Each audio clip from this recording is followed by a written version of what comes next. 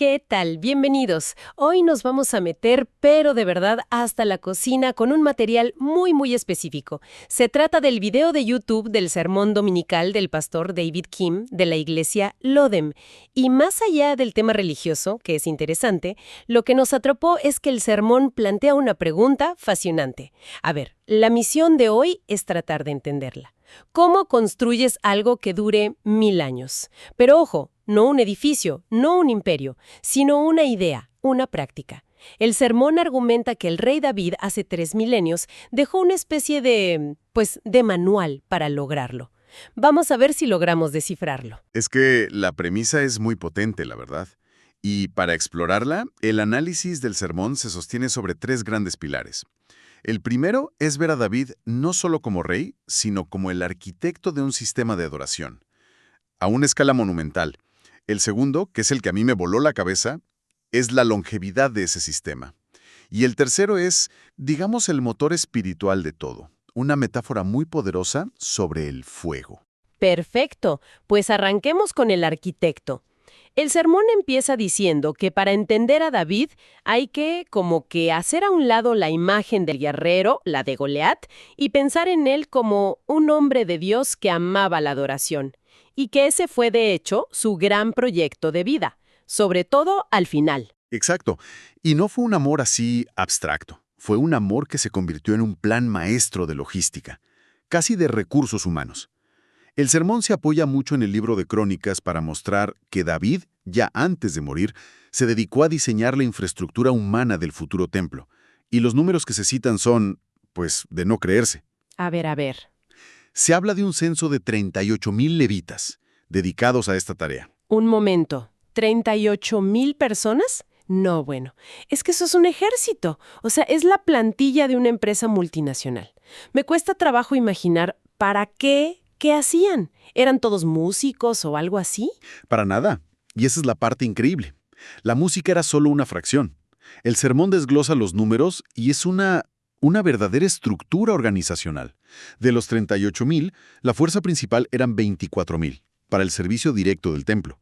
Luego tenía 6,000 que eran oficiales y jueces, como un poder judicial, digamos. Rol más de seguridad y control de acceso que de, pues, abrir y cerrar puertas. Y al final, otros 4,000, que sí, eran los cantores y músicos, la orquesta y el coro, por decirlo de algún modo. Visto así, ya tiene más sentido. Es una ciudad templo en miniatura. Pero la genialidad, me imagino, no estaba solo en cuántos eran, o sí, sino en cómo trabajaban. Ahí diste en el clavo. Ese es el punto clave del sermón. La innovación de David fue cómo organizó el tiempo. Los dividió en 24 equipos, o divisiones.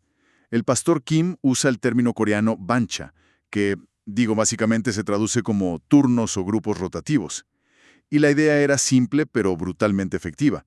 Cada grupo servía una semana, de forma intensiva, y luego rotaba. O sea, un sistema de guardias 24/7, pero para la adoración. Es como el centro de control de una misión de la NASA, pero enfocado en lo espiritual. Con esto, se aseguraba que el templo nunca, jamás se detuviera. 0 tiempos muertos. Exactamente. Lo fascinante que resalta el sermón es la escala y la meticulosidad. No es una recomendación de échenle ganas, no. Es el diseño de una institución pensada para trascender. La adoración ya no dependía del carisma de un líder o del fervor de un día. Se convertía en una constante, una función vital del reino que operaba sin parar. Y el sermón argumenta que este plan funcionó. Y vaya que funcionó. No solo por un par de años. Y aquí es donde la cosa se pone, para mí, increíble. Aquí es donde la escala de tiempo de verdad te vuela la cabeza. El sermón afirma que este sistema no desapareció con David o con Salomón. Duró más de 1 milenio. A ver, espérame. 1000 años. Con todo respeto, eso suena casi a leyenda. ¿Qué pruebas presenta el sermón para sostener algo tan fuerte? Porque las instituciones humanas, los gobiernos, las empresas, a duras penas duran un par de generaciones, no 40. Es una objeción totalmente válida, y el sermón la aborda con una conexión textual muy específica. Une el Antiguo y el Nuevo Testamento de forma directa. Cita el Evangelio de Lucas al puro principio, cuando presenta el personaje de Zacarías, el que sería papá de Juan el Bautista. El texto dice, así como si nada, que Zacarías era un sacerdote de la división de Abías, Ok, ¿y esa división de Abías qué tiene de especial? que si te regresas 1000 años en el tiempo al libro de Crónicas donde está el organigrama original de las 24 divisiones de David, la división de Abías aparece. Es la octava en el orden. No puede ser. ¿En serio? ¿Me estás diciendo que es una línea directa, que el sermón conecta a un sacerdote de la época de Jesús con una lista de nombres de hace 1000 años? Es que eso le da una dimensión totalmente diferente a esos pasajes. Ya no es una lista de nombres aburrida, es casi un registro de asistencia. Exacto. Es la prueba documental, según el sermón, de que en el siglo I un sacerdote como Zacarías sabía perfectamente a qué bancha, a qué turno pertenecía, y cuando le tocaba ir a servir a Jerusalén, todo basado en un sistema diseñado por un rey que llevaba casi 10 siglos muerto. Pensemos en esto un segundo. No hablamos de un imperio que se mantiene con ejércitos y dinero. Hablamos de un organigrama de adoración, un sistema de turnos que sobrevivió guerras, exilios, el colapso de reinos.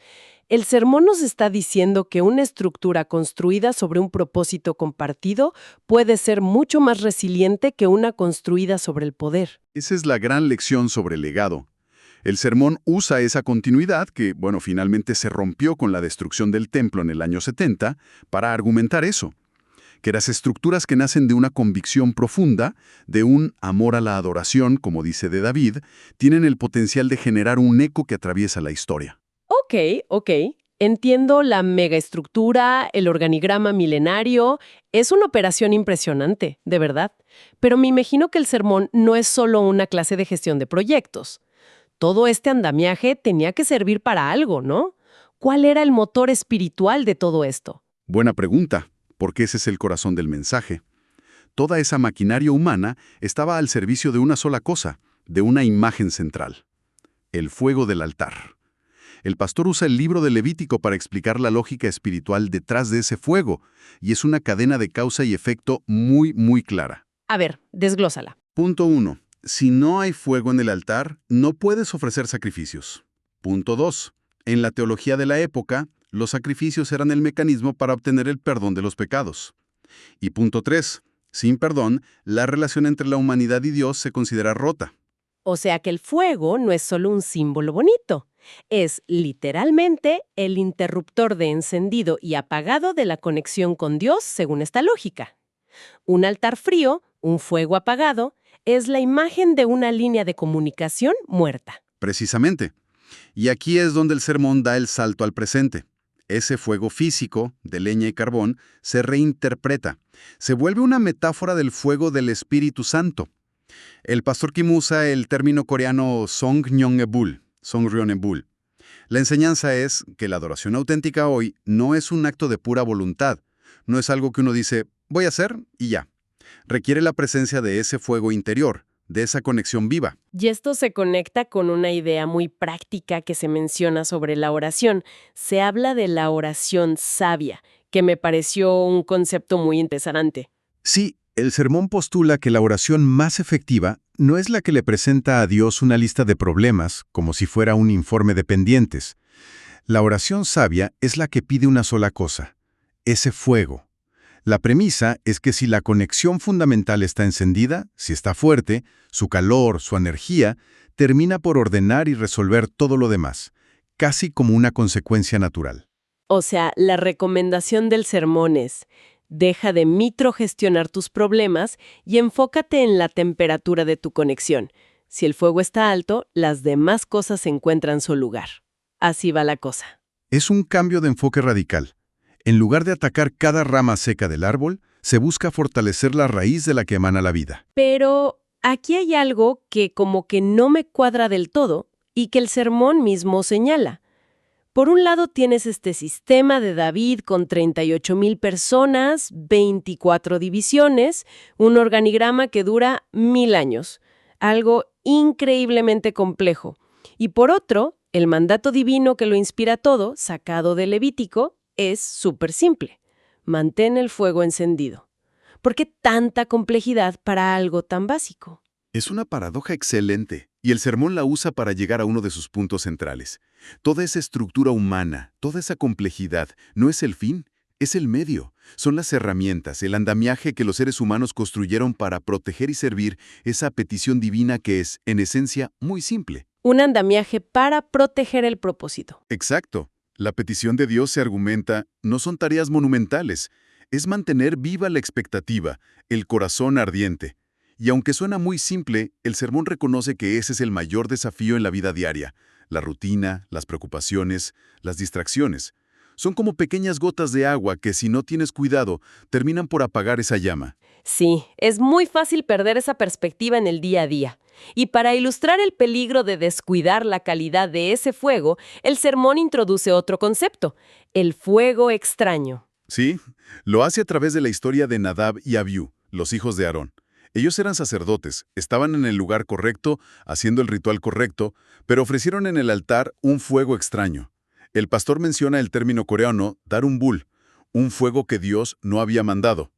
Y la consecuencia en la historia bíblica es tremenda. Mueren en el acto. Vaya, es una historia muy drástica.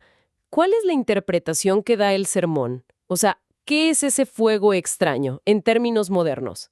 La interpretación es que el fuego extraño simboliza una adoración que, aunque por fuera se vea perfecta, no nace de un corazón sincero. Es la forma, pero sin el fondo.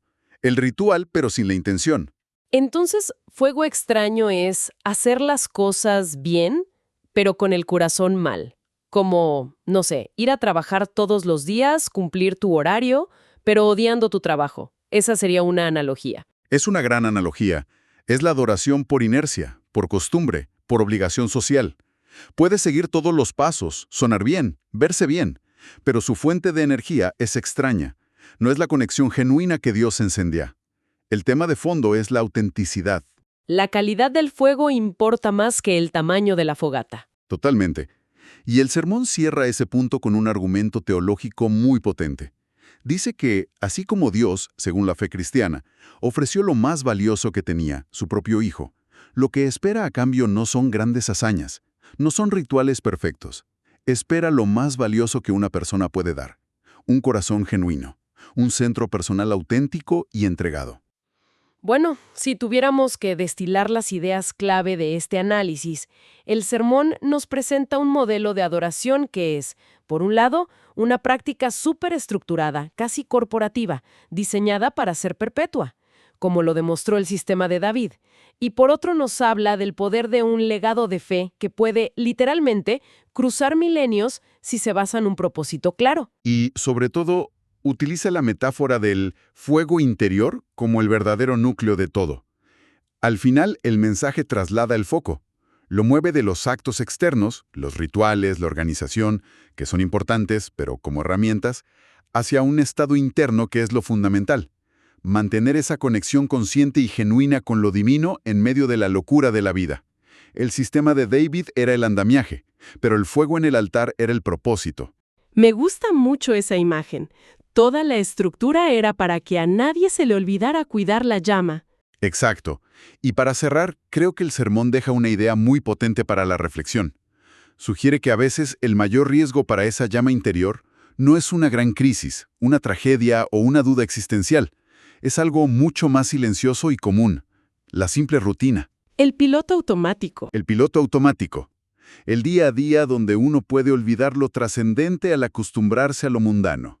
Donde uno empieza a hacer las cosas por inercia, con ese fuego extraño y ni siquiera se da cuenta. Y esto plantea una pregunta interesante que va más allá de un sistema de creencias específico. En la vida cotidiana de cada quien, ¿qué prácticas, por pequeñas que sean, podrían servir como ese mandato de mantener el fuego encendido? ¿Qué gestos o momentos ayudan a mantener vivo un sentido de propósito para evitar que la rutina apague esa chispa interior?